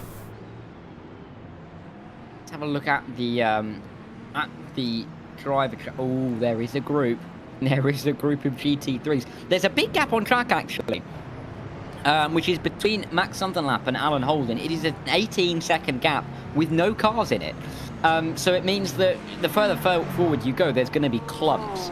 And Pope, Chen, Galvin, Graf, they are going to come to a couple of those clumps pretty soon indeed. They've got, I think, at least 7-8 GT3 cars in the first sector alone to try and work their way through, so this could get interesting if it wasn't interesting enough already. Ross Smith, he's going to try and move on the inside of the corkscrew and easily done well before the corner as he chases down Alexander McQuarrie at the moment in this one, but only 4 minutes on the clock now. Alec King, that is reading that he's in the pit lane. I don't know what to believe, if that is true or not. But, no, he's out on... sorry, Alec King's still in the pit lane. Sorry, yes. No, he won't be in the pit lane. He's fine. That's just been like that for minutes now. But I thought it was Dan Kirby who has come into the pit lane. Yeah. That's what it was. Yeah, Kirby's in and out. We've got GT3s coming together. Matthew Overton and Mac Sunfenlap. They've come back together. Alex McQuarrie has just lost that place to Smith. There's poor old Paul Ibbotson. He's been in the wars tonight. I can tell you that one. He's been fighting the hypercars all on his own. Bless his little cotton socks on that one. Unfortunately for Paul. Yeah, poor Paul. That's all I'm going to say on that one. But Smith's in this battle. Keep an eye on the Hypercar AMS at the moment. They're starting to get a little bit more spread out than we really want them to, I think. I think that's the thing. You kind of want the Hypercar AMS as they are, but it's now 5 seconds between Graf and Scar Pope. So Graf's obviously lost a little bit of time somewhere. Oh, Paul! Oh, no! Paul. Paul. I just want to give him a hug. I know. You kind of just want to give him a little cuddle and say, there. It'll be okay. Settle down, Petal. You've got this. Unfortunately for Paul now, he's all the way down the back end of the GT3 Pros.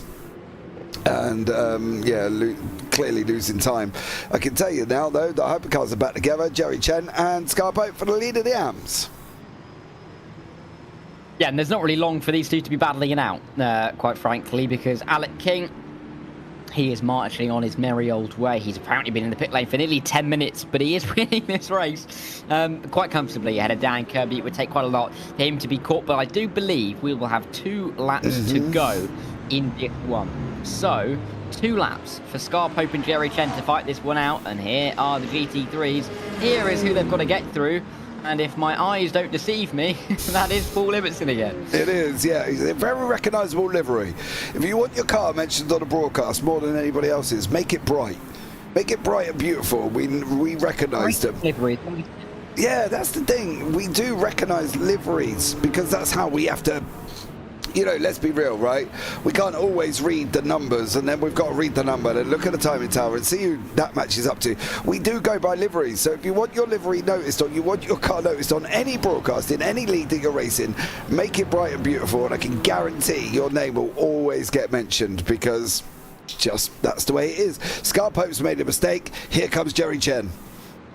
And Scar should use that GT3.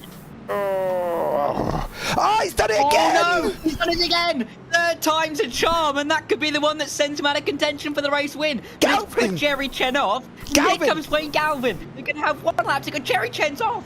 Galvin's through to the lead. There's only one more lap to go. And Wayne Galvin, who started this race with a drive-through penalty, he looks like he's going to be the winner. And the two in the Hypercar AMs, Jerry Chen and Scar Pope, are now third and fourth because Norm Graf's gone through. So, oh my God, Wayne Galvin and Norm Graf on that one mistake has now taken the Norm. Oh, Jesus. Have taken first and second. Norm Graf to the inside. He's taken one. That man, his chair won't be brown. It won't. You'll need a new one. Frankly, he's had one hell of an evening as he dips another wheel into the gravel. But he will try and continue on for P2. If you told me 20 minutes ago that Norm Graf was going to get P2 at a Scar Pope and Jerry Chen, I would have laughed you out of the room. But Wayne Galvin in the lead, what is going on? Regardless, here's Matthew Overton fighting with Max Sunderlap on their final lap as they make their way through the opening corner. Matthew Overton done the dummy up and under, and he moves himself back up into P4. But where is Alec King? Because the timer has hit 0. I think he will be coming through the final couple of corners now. Yes, here he is, final corner. Relatively well timed. Alec King, he's not looked back. He's had a fantastic race, and through the entire hour here at Laguna Seca, he has dominated, and he wins the race for the 1 hour of Laguna Seca. Alec King, your winner, and deservedly so. But looking further back, this probably the most surprising winner of the night, James. Wayne Galvin through the final corner. He had a drive-through on the opening couple of laps, but he will somehow win in the AM category. What a race. Norm Graf second. But my, that was some hour, wasn't it? Yeah, that's McQuarrie again. But at turn 1. This is after the race. Checkered flag, didn't he? Oh, that was after. Oh, okay. just I was going to say. collecting them. So to be fair, look, for the hour that we've had, that very well could have been racing. Yeah, in all fairness, I wouldn't have known. It wasn't, but it could have been. You can't really pass it up. But the final winner with Benica, who came across the line between King and Galvin. Those three came across the line in pretty quick succession. It will be Alan Holden, who has got a mighty lead. I think McQuarrie, of course, will end up a lap down on Alan Holden. So Holden has got it nailed on. But through the final corner, he will take his Ferrari to the top step of the podium here at Laguna Seca. But what an hour of racing. I mean, if that was Laguna Seca, what's Detroit going to be like in a few weeks' time? I don't even want to imagine. I can't imagine what Detroit is going to be like in a few weeks' time, if that's going to be the situation. But let's get the results up for you here as well. We'll see if we can get them in before it changes over. And there we go, Dara. Yes, here are the results. 48 laps in the end for Alec King. And apart from a couple right at the start, relatively comfortable laps for him to take the victory. Then we look back for Dan Kirby and Brian Hall in the top 3.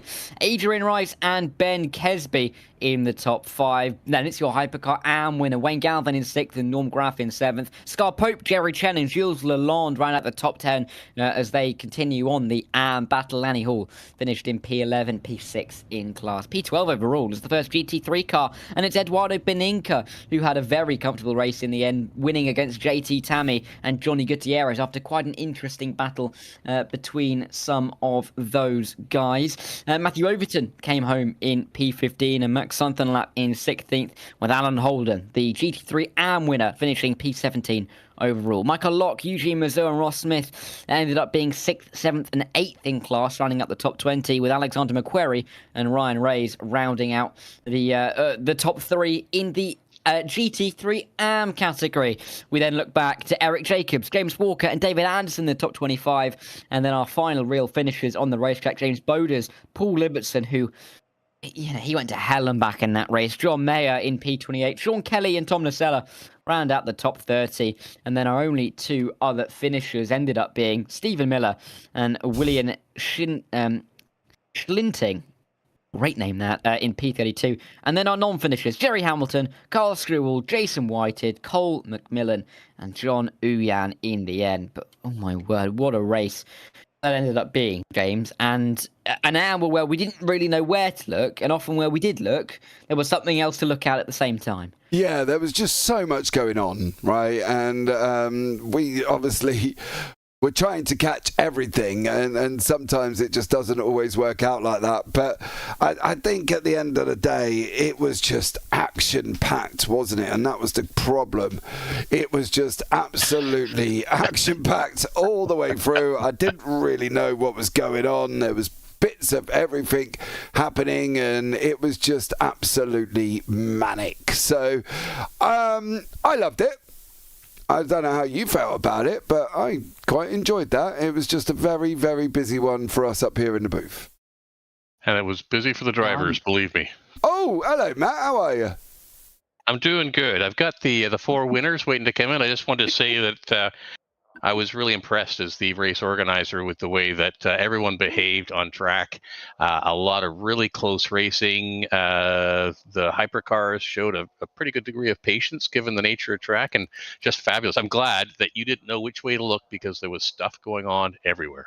There was stuff going on everywhere. All right. Yeah, literally. Who would you like first? I'll tell you what, why don't we take in 3 to 1? So we'll take Alan Holden down here in... Oh, I can't move anyone. Let's have Alan Holden. I'll do that. I'll be back in a moment. Okay. I'll let them know. Yeah, we'll take Alan Holden there. Dara, if you want to have a chat with Alan when he comes in. Yes, I had the fright of my life when Matthew started speaking. I know. I jumped back in my seat. I thought it was someone behind me. But either way, Alan, welcome in. Congratulations. A win here at Laguna Seca. How was that race? How did you manage the traffic? It seemed comfortable in the end. But yeah, how did you find that race? Yeah, I think it went very well. It went way better than I thought it would. Off the start, of course, I was ahead of P2 in class, so I was just trying to keep JT, who was P3 in the GT3s. I was just trying to keep that gap between them. Made a bit of a mistake into the corkscrew, so I kind of had to let him go. But I was able to manage the gap after that and get it pretty comfortably. I was thinking of pitting in that race. I decided not to, and I got a little squirrely towards the end there. I got a little sideways coming off of some corners, but other than that, it went pretty well. Yeah, I mean, in the end, you gained quite a few positions in terms of the overall. But finishing in P17 overall as well in a GT3 AM car, that's fantastic stuff. And well done too. I mean, were you worried at any point? I mean, you said about the pit stops. Were you worried that maybe the guys behind you, I mean, the likes of Alexander McQuarrie in there, were maybe able to push their way further up? Or when you saw the gaps, did you feel a little bit safer and were able to manage the traffic a little bit better? Saw the gaps when I started to pit, and I was originally going to change for tires. I decided not to, just try and manage the gap I already had, and I think I managed it pretty well. You know, just trying to let all the battles ahead of me, just trying to filter out, just race my own race. I don't think I really got too nervous at any points. I think it was, as soon as I saw the gaps, I think I was managing it pretty well. Yeah, and you managed it perfectly to win here at Laguna Seca. Next time, of course, we're going to Detroit. That could be interesting. Is that something that you're going to be looking forward to? It's another street circuit. Again, another track I've never raced at. So, maybe it's good for me. These are 2 back-to-back tracks I've never raced at. I've got back-to-back wins. So, who knows? Maybe that's my good luck charm right now, I guess. I mean, I think a lot of people are going to be in that same boat. But before we let you go, are there any shout-outs you want to make? Anybody want to shout out on the screen? We'll shout out David Anderson. Again, give me a good opportunity. It's going to be a good week for me. I graduate tomorrow with my bachelor's degree, so... Congratulations. Yeah. It's definitely going to be good. Yeah, I know. It's been a good week. 24 hours for you. Yeah, it's going to be good 24 hours. On your degree and your win. Don't know which one's better, but of course, well done. Hopefully, we'll speak to you again after the Detroit race. Absolutely. You guys have a good day. Right, that was Alan Holden. Now, Matthew's run off, and I can't seem to pull anyone into the booth. So, yeah, Alan, if you can just run off and tell Matt we're stuck down here, that would be amazing. As I can't actually grab anyone. All right, I'll make sure to get one for you. All right, mate. if we're going to have a chat with Eduardo Bonica, we'll go up in GT. Oh, we're going to go up with Hypercars with Alec Kings in the booth. How's it going, guys? King, Alec. Yeah, hello, Alec. I mean, you put it in the stream early on the opening. Yeah, I've got to cut it. Alec, I'm not happy with you. Why is that? Why is that? Because I've had 3 kittens, 4 art attacks, and a partridge in a pear tree while you were driving past GT3s. Yeah, it was a little bit sketchy out there, wasn't it? That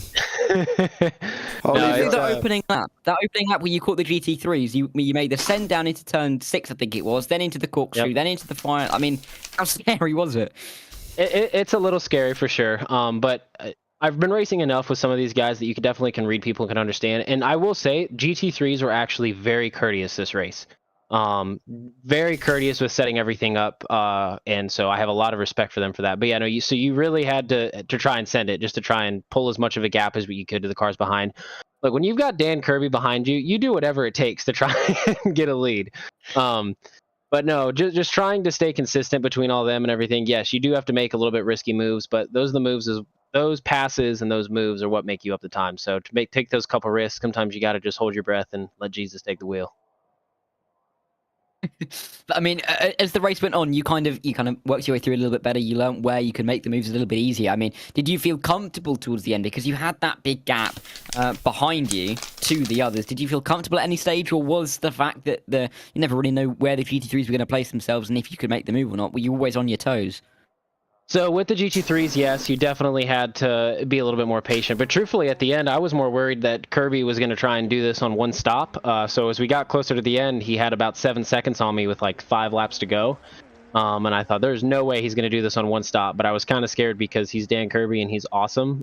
He was going to do it on one stop. But luckily he didn't. So then I was able to calm down the last 3 laps.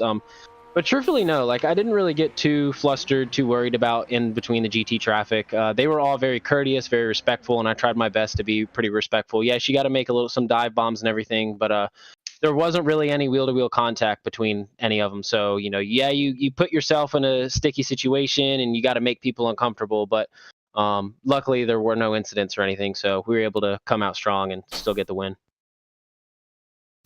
Yeah, I mean, congratulations again. It feels like every race we talk to you because of your fantastic performances, but congratulations. Looking forward to Detroit quickly. I mean, that is going to be an interesting circuit to race at. Is it one you're looking forward to? Have you done much running there? So Belle Isle, I believe, is what we're going to be running, and we're hoping to have the new GT. Actually, sorry, I'm just breaking. We're hoping to have the new GP track, but I'm not convinced it's going to get done in time. So it looks like it's going to be Belle Isle, which could be very exciting. Yeah, I didn't want to spoil it, Matthew, so I'm glad you said that, not me. That's the spoiler we're hoping. We'll see what happens, but it's not looking good right now. Yeah, no, Belle Isle is definitely a track. I've ran it a little bit, not in a sports car. I did a little bit of IndyCar stuff at Belle Isle, doing some testing and stuff. But I think the track will be definitely interesting. The street circuits, I feel like, suit the Porsche a little bit, just because the Porsche rotates so well, and you can really get the car to stick. So for those tracks, because they're a little low speed, you kind of want to run the car tighter just to be safe. And I think that's when the Porsche excels really well. But no, I'm really looking forward to it. It's definitely going to be an interesting one. I think it's going to be even a little bit more chaotic than what Long Beach and what Laguna was tonight. Because it's a little bit more of a high speed Long Beach, but it's a little bit tighter and there's a lot more blind corners than what there is at Long Beach. So going to be really interesting on trying to make passes and, trying to find the right spot. But I'm really looking forward to it. So I've been having a really good time this season, and I'm really glad I've been able to run a full season this year. And yeah, I'm really looking forward to seeing how the rest of the races play out this year. Yeah, I don't know about you, James, but I am absolutely pumped for Belle Isle. I mean, it's going to be absolutely insane. Before we let you go, Alec, of course, any shout-outs you're going to make before you run off? Yes, big shout out to my teammate Jerry Chen. He gave me a setup for this car that was amazing. This car worked so good tonight, and I think it really showed. He's done such a good job with testing this car, getting a lot of data, and I try to give him some little tips and everything to try and do it, but I really don't know how to set up a car. He gives it to me, and it just works amazing. So big shout out to him, Flying Kiwi Racing. Also shout out to my grandmother, Sue. She likes watching all of these, and she's up late right now watching this race. So love you, and yeah, thank you for watching. And but yeah, no, really excited. Thank you to Jerry, all the guys, Ross, Matthew, George, John, everyone a part of CMS, everyone a part of Storm Gang Simulation. We put together a really cool mod with some really cool cars, and I think we have a really cool series, so really looking forward to seeing what else we can do. Yeah, I couldn't agree more with that at all. But thank you, Alec, and well done again. I'm sure we'll be speaking to you after the Belle Isle race, unless something absolutely catastrophic happens. So well done. Don't jinx me. Commentator's curse, man. It's not real. It's a commentator's coincidence and a skill issue. Say it depends who you ask. Well, you guys take it easy. Thank you guys so much for doing this. And yeah, no, that was awesome. So I'm sure I'll see you guys again and be able to talk to you here soon. Right, so that was Alec King. Should we go to Wayne Galvin, please? I can do that. I'll bring him across now. Come on. There we go. Good. Wayne, you're now in the broadcast booth. Hey, boys. Good evening. You've been told, Wayne. Your race, Wayne, went from you're starting near the front, you had your drive-through penalty, you're working your way back through, you've somehow in the last couple of laps stolen the lead. How was that? I mean, were you seeing yourself winning the race at the start? No, how was it to see the two cars in front of you basically part the Red Sea for you? Yeah, I mean, my heart went out to them. That was just bad luck. They got together. I think that was at the top of the corkscrew, maybe exiting corkscrew. I'm really not sure, but yeah, that just got handed to me, just dumb luck. So I didn't earn that, but you know, you take it when you can get it. But that was a ton of fun. I mean, you get lucky sometimes. Thanks to Matthew and the whole CMS crew for putting it on as always. These are just awesome nights to be able to show up and race with this many. What do you have? 37 cars that showed up, super great, and then you guys on the mic working the mic on that stream. So really appreciate it, boys. Thank you. It's all right. It kept us more than awake. I mean, just in general, I mean, getting through the traffic for you, because we weren't really seeing a lot of you through quite a bit of that race, just because we were seeing so many other battles. But were you able to get your way through well? Because some of the drivers up front were struggling. Of course, the guys around you, they came together with a couple of the GT3 cars. But it just felt like that you were able to, even despite your drive through early on, just able to make your way through nicely and kind of slowly but surely creep up on the others. Yeah, I mean, I don't know. I'd have to go back and watch the review compared to the other guys, but I know I feel like GT3s were running good, consistent lines, right? So I feel like it was predictable. So it gave me a chance to maybe hang back instead of getting right on their bumper and try to get a run out of the corner and utilize maybe the acceleration, right? Because the braking, like Matthew, right? Like he's so good on the brakes, man. You can't outbrake GT3s going to a corner, right? So you have to try to be patient and wait afterwards. Though sometimes you have to go for it sometimes, but yeah, I feel like good consistent driving by both groups. But then again, if you're saying guys got together, I feel bad for them. But yeah, that's a tough track, man. That's just hard. Yeah, and talking about tough tracks, I mean, next track's going to be Detroit, Belle Isle. I mean, that is going to be an interesting. Is it something you're looking forward to? Is it something you're dreading with the traffic, or where do you stand on it? Oh, I mean, you guys are probably looking forward to it. I'm dreading it, right? That's, yes. Yeah, I mean, it's yeah, multi-class is so much fun, but it's so stressful, right? Because I got the drive-through right. I had contact with Daniel last race, and I felt horrible about it. But it was light contact, and I didn't mean it, right? And so yeah, you always feel horrible if you have contact with a GT3. Because I drive a lot of GT3 too, right? And you don't like when a guy comes over on you, right? But man, like some of these tight tracks with like concrete barriers, like Long Beach, Detroit, right? It's yeah, there's going to have to be some practice laps put in for sure.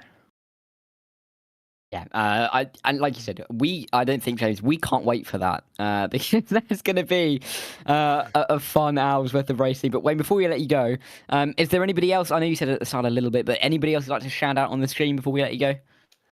Yeah, I mean, Norm Graff, we had a great race together out there, right? Like we battled really well, at hard back and forth racing. It was just a ton of fun. Like there was multiple times where I thought to myself, man, this is so rad to be able to do this. 37 other cars on the track, just getting after it. I used to race a ton of motocross and IRL, but to be able to transition to sim racing and still have that same rush of adrenaline, right? To be able to go battle with guys bumper to bumper, and then guys trying hard to be clean too. Like they're racing you hard, but they want to race you clean. It's just a ton of fun, right? So it's not lost on me that we have a blessing to go do this kind of stuff together. It's awesome. So thank you again, boys. Really appreciate it. Well, thank you as well. I mean, and congratulations on your win again. It's something that we weren't really expecting at the start of the race. Yeah, I think you are either, yeah. But yeah, exactly. But well done. Fantastic stuff from you, picking your way through and getting there in the lead. So congratulations to Wayne, and maybe we'll be speaking to you again after the Belle Isle race, where I think a lot can happen in that one, if tonight was anything to go by. But thanks to Wayne, and that means, James, that we've only got the one winner left in the waiting room. And I will bring him in. Eduardo, welcome. It's Eduardo. Mika, who, very, very comfortable drive for you. Didn't really look back. You got pole in qualifying for the GT3 class, then you pulled away from the rest. How was that race? How was the traffic? And did you feel comfortable during it? Because it seemed like you were at ease for quite a bit of that race. Good night, guys. I have to congrats to everyone involved in the event, especially Matthew, Ross for organizing it. And well, basically, I runs against Daniel. Daniel is my first competition here, but unfortunately, he decided to race Hypercar today. So basically, my race has how can I say? I run almost the entire time alone against some hypercars that were overtaking me. But I could concentrate a lot in the race and do my laps, having constant pace. And in the end, there was really really good race for me, and that's it. Yeah, but I mean, a fantastic race for you in the end. You really worked your way through well. Looking forward, if Dan Kirby drops back again into the GT3s, the next race is going to be at Belle Isle at Detroit. Is that a track you're looking forward to? Yes, definitely. If Daniel shows up, you're gonna have a nice fight as usual, a lot of fun, and I expecting a good race anyway, no matter what happens. And I'm here to have fun and enjoy the car, the circuits. That's it.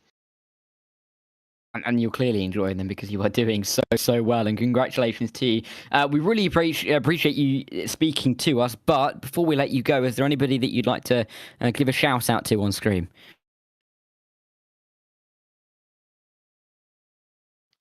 Sorry? Is there anybody you'd like to give a shout out to? What do you mean? I don't understand. Anybody you'd like to give thanks to? Oh, thanks. Yeah, I have to say thanks to everyone involved, and especially I can say a little bit about Eugene because we had a team before and we're still talking a lot on the background and doing setups together. And he raced well today too. He did a nice race, and that's it. Thanks everyone for that. Thanks, Eduardo, for speaking to us. We really do appreciate it. And well done. We might speak to you again after the Detroit race, but we'll have to see how you do around Belle Isle. But thank you very much, and we'll speak to you soon. Thank you, guys. All right, well, James, that was an hour of frantic racing action. I don't really know where to go from here. I don't think I can go to sleep anytime soon. It was frantic. It was fast. You didn't know where to look. There were cars everywhere. There were incidents, and there was some great racing in there as well. And just to top it all off, Wayne Calvin started at the front, had a drive-through, come back through, and won. That basically sums up how manic this evening was. It literally was crazy. I've never seen nothing like that in my life. I think that's just given us the best racing we've ever seen, because it was just chaotic all the way through.